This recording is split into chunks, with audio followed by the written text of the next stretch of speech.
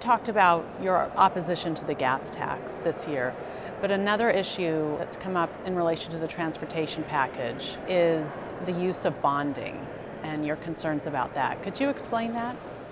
Well, I've been contacted by the State Treasurer's office, and the State Treasurer is the one that is in charge of selling the bonds for whether it be transportation projects or capital budget projects, and any kind of investments that are done with state monies is done through the Treasurer's office. So the Treasurer has a fiduciary responsibility to the citizens of this state.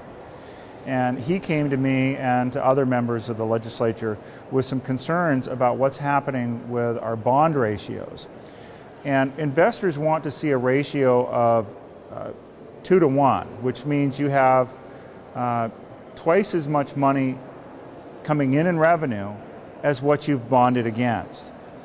Well, with our gas tax having been bonded out starting in 03 and 05, what we found is since we did those two tax packages, that our fuel efficiency standards have increased dramatically, far beyond what anybody could have known at the time. What that's resulted in is a decline in the amount of revenue that we're getting from the gas tax compared to what we expected.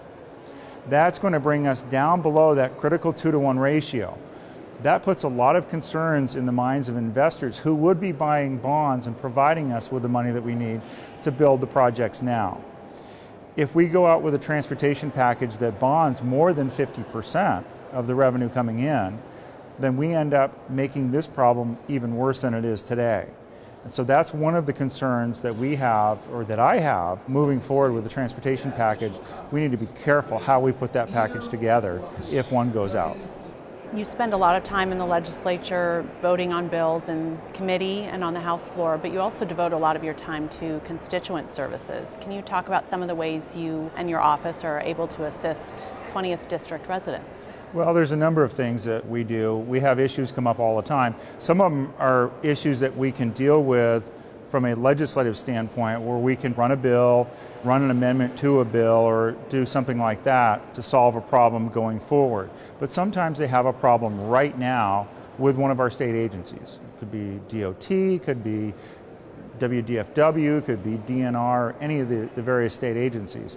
And so we try to understand what the problem is and to work with the agency to try and resolve the conflict between that constituent and that agency, so that we don't have to do something legislatively, and so that we can get the problem solved now, not just for future situations.